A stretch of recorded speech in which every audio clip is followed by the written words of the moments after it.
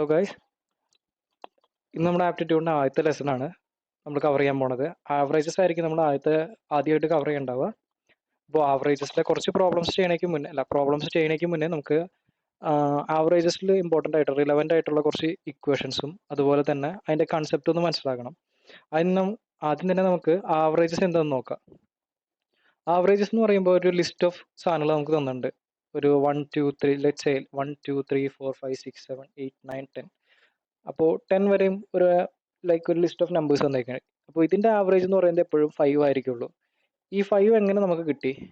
Actually 5 എന്ന് പറയുന്നത് ഈ ലിസ്റ്റിലെ മിഡിൽ അല്ലെങ്കിൽ സെൻട്രൽ വാല്യൂ ആണ്. ഈ സെൻട്രൽ വാല്യൂ ആണ് നമ്മൾ ആവറേജ് കൊണ്ട് ഉദ്ദേശിക്കുന്നത് തന്നെ.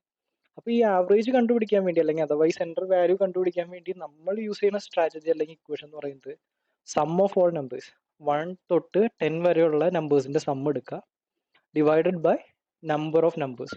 എത്ര നമ്പേഴ്സ് ഉണ്ട് 1 തൊട്ട് 10 വരെ? 10 നമ്പേഴ്സ് ഉണ്ട്. അപ്പോൾ sum divided by 10 is equal to number of numbers is equal to എന്തായിരിക്കും? ആവറേജ് ആയിരിക്കും. സോ അതിൻ്റെ ഡെഫിനിഷനായിട്ട് നമ്മൾ പറഞ്ഞു നോക്കുമ്പോൾ an average is a fundamental concept in mathematics that represents the central value of a group of numbers. It is calculated by dividing the sum of all numbers by the total count of numbers in the group. ഇപ്പോൾ നേരത്തെ പറഞ്ഞ example പോലെയാണ് ഇവിടെ നമ്മളൊരു 5 number എടുത്തിട്ടുണ്ട്. 10 20 30 40 50. അപ്പോൾ ഇതിൻ്റെ average എന്ന് പറയുന്നത് എത്രേ? 10 + 20 + 30 + 40 + 50 divided by 5 which is equal to 30. 30 നിങ്ങൾക്ക് നോക്കിയാൽ മനസ്സിലാവും ആ ലിസ്റ്റിലെ നടുക്കത്തെ നമ്പറാണ്. ഈ ആവറേജ് പല കൺസെപ്റ്റുകളിൽ പല രീതിയിലുള്ള പേരുകളിലായിട്ടാണ് അറിയപ്പെടുന്നത്. മീൻ, മീഡിയൻ, മോഡ് എന്ന് അങ്ങനെയൊക്കെ പറഞ്ഞിട്ടാണ് അറിയപ്പെടുന്നത്. ആക്ച്വലി ഇതൊക്കെ ചെറിയ ചെറിയ ഡിഫറൻസുകൾ ഉണ്ട്. ഓവറോൾ ഒരു ജനറൽ കേസിൽ ഇതെല്ലാനും ആവറേജസ് തന്നെയാണ്. ഇനി വെയ്റ്റഡ് ആവറേജ് എന്ന് പറയുന്നത് ഇപ്പോൾ നമുക്ക് രണ്ട് ഡിഫറെൻറ്റ് സിറ്റുവേഷൻസ് ഉണ്ട്. ഒരു സിറ്റുവേഷനിൽ ഇത്രയാണ് എക്സ് എമൗണ്ട് ആണ് ആവറേജ്, അടുത്ത സിറ്റുവേഷനിൽ വൈ എമൗണ്ട് ആണ് ആവറേജ്. അപ്പോൾ നമുക്ക് ഇതിന്റെ ടോട്ടൽ ആവറേജ് കണ്ടുപിടിക്കുകയാണെങ്കിൽ നമ്മൾ ഈ വെയ്റ്റഡ് ആവറേജ് കൺസെപ്റ്റ് യൂസ് ചെയ്യാം. അപ്പോൾ ഇത് സിമ്പിളായിട്ട് പറഞ്ഞു തരാൻ വേണ്ടി നമുക്കൊരു എക്സാമ്പിൾ നോക്കാം. ഗ്രൂപ്പ് 1 എന്ന് പറഞ്ഞ ഒരു ഗ്രൂപ്പ്, അതിൽ 10 സ്റ്റുഡൻസ് ഉണ്ട്. അതിൻ്റെ ആവറേജ് സ്കോർ എന്ന് പറയുന്നത് 80 ആണ്. ഗ്രൂപ്പ് 2 എന്ന് പറഞ്ഞ അടുത്തൊരു ഗ്രൂപ്പ്, അവിടെ 20 സ്റ്റുഡൻസ് ഉണ്ട്. അവരുടെ ആവറേജ് സ്കോർ എന്ന് പറയുന്നത് 60 ആണ്. ഇനി നമുക്ക് വെയ്റ്റഡ് ആവറേജ് സ്കോർ കണ്ടുപിടിക്കണം അല്ലെങ്കിൽ വെയ്റ്റഡ് ആവറേജ് കണ്ടുപിടിക്കണം. അപ്പോൾ അവിടെ നമ്മൾ യൂസ് ചെയ്യുന്നത് ഈ നമ്പർ ഓഫ് സ്റ്റുഡൻസ് ഇൻറ്റു ആ ഗ്രൂപ്പ് 1ന്റെ average plus number of students in group 2 into ആ ഗ്രൂപ്പിന്റെ average divided by total number of students which is equal to 10 + 20. അപ്പോൾ നമുക്ക് കിട്ടും 66.67. ഇവിടെ ഈ ആവറേജിൽ ഒരു ചേഞ്ച് വരുത്താൻ കാരണമാക്കിയത് ആരാ? ഈ ഗ്രൂപ്പ് 2 ആണ് നമ്മുടെ ഇവിടെ ഓവറോൾ ആവറേജ് കുറയ്ക്കാൻ കാരണമാക്കിയത്. തിരിച്ച് നമുക്ക് ആവറേജിന്റെ ഒരു ഡെഫിനിഷനിലോട്ട് വരാം. A weighted average is used when different groups contribute unequally to the overall average. Unlike a simple average, a weighted average assigns different weights to each group based on their size or significance. Weighted average in the formula ഇത്രയാണ്: n1a1 + n2a2 + nkak divided by n1 + n2 + etc. up to nk. n1 എന്ന് പറയുന്നത് size ആണ് അല്ലെങ്കിൽ number of items ആണ്. A കൊണ്ട് നമ്മൾ ഉദ്ദേശിക്കുന്നത് ഓരോ ഗ്രൂപ്പിന്റെ ആവറേജസ് ആണ്.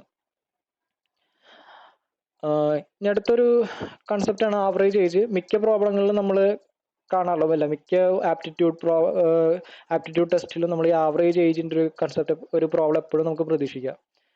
ആക്ച്വലി ഒരു ആവറേജ് ഏജ് എന്ന് പറയുന്നത് ഏജസ് ആൻഡ് ടൈം എന്ന് പറയുന്ന കൺസെപ്റ്റിൽ വന്നതാണ്. നമ്മളിവിടെ ആവറേജസിലും ഇതൊന്ന് പഠിക്കുന്നുള്ളൂ. എഗെയിൻ നമ്മൾ ഈ പ്രോബ്ലത്തിലോട്ട് തിരിച്ചു വരും, അല്ലെങ്കിൽ കൺസെപ്റ്റിലോട്ട് തിരിച്ചു വരും. ഇവിടെ രണ്ട് കേസ് ഉണ്ട് ഈ ആവറേജ് ഏജിൽ: ഫ്യൂച്ചർ ആവറേജ് ഏജ് പിന്നെ past average age. Future average age എന്ന് പറയുമ്പോൾ ഇപ്പോൾ എനിക്ക് വയസ്സ് X ഇയേഴ്സ് ആണ്. അടുത്ത n നമ്പർ ഓഫ് വർഷങ്ങൾ കഴിയുമ്പോൾ എൻ്റെ വയസ്സിൻ്റെ ആവറേജ് എത്രയാവും? അല്ലെങ്കിൽ ഒരു ഗ്രൂപ്പ് ഓഫ് ആൾക്കാരുടെ വയസ്സ്, ഇപ്പോഴത്തെ പ്രസന്റ് വയസ്സിൻ്റെ ആവറേജ് എന്ന് പറയുന്നത് X ആണ്. അപ്പോൾ ഒരു n നമ്പർ ഓഫ് വർഷങ്ങൾ കഴിയുമ്പോൾ ആ ഗ്രൂപ്പ് ഓഫ് ആൾക്കാരുടെ വയസ്സിൻ്റെ ആവറേജ് എത്രയാവും? അപ്പോൾ നമ്മൾ കണ്ടുപിടിക്കുന്നത് ന്യൂ ആവറേജ് എന്ന് പറയുന്നത് X + n ഇയേഴ്സ് ആയിരിക്കും. ഇനി ഇതുപോലെ തന്നെ കൺസെപ്റ്റ്, ഇതിന്റെ റിവേഴ്സ് കൺസെപ്റ്റ് ആണ് ഈ പാസ്റ്റ് ആവറേജ് ഏജ് എന്ന് പറയുന്നത്. പിറകിലോട്ട് പോയിട്ടുണ്ടെങ്കിൽ എന്താ നമ്മുടെ പാസ്റ്റിൽ എത്രയാവും നമ്മുടെ ആവറേജ് ഏജ് എന്നുള്ളത് കണ്ടുപിടിക്കാൻ വേണ്ടിയിട്ടാണ്. അവിടെ നമ്മൾ യൂസ് ചെയ്യുന്നത് X - n ഇയേഴ്സ്. അത് മാത്രമേ ഉള്ളൂ ഇവിടെ വ്യത്യാസം. ഇനി അടുത്ത ആവറേജ് സ്പീഡ്. നമുക്കറിയാം ആവറേജ് സ്പീഡ് എന്ന് പറയുന്നത് total distance cover divide by total time taken ആണ്. അതേ കൺസെപ്റ്റാണ് നമ്മളിവിടെ യൂസ് ചെയ്യുന്നത്. ആവറേജ് സ്പീഡിൽ ഇപ്പോൾ രണ്ട് സ്പീഡ് ഉണ്ടെന്ന് വിചാരിക്കുക, ഈക്വൽ ഡിസ്റ്റൻസ് കവർ ചെയ്തിട്ടുണ്ടെന്ന് വിചാരിക്കുക. അപ്പോൾ ആവറേജ് സ്പീഡ് എന്ന് പറയുക average speed is equal to 2s1 divide by s1 + s2. ഇതേ സെയിം സാധനം തന്നെയാണ് നമ്മൾ ബാക്കിയുള്ള കൺസെപ്റ്റുകൾ, ബാക്കിയുള്ള ഇപ്പോൾ ഒന്നിൽ കൂടുതൽ സ്പീഡുകൾ ഉണ്ടെന്ന് വിചാരിക്കുക, s1 s2 s3 ഉണ്ടെന്ന് വിചാരിക്കുക. അപ്പോൾ സെയിം ഫോർമുല നമ്മൾ യൂസ് ചെയ്യും. Average speed is equal to 3s1 s2 s3 divide by s1 s2 + s2 s3 + s3 s1. അതിന്റെ ജനറൽ കേസ് ആയിട്ടുള്ള ഇക്വേഷൻ കൊടുത്തിട്ടുള്ളത് അടിയിൽ.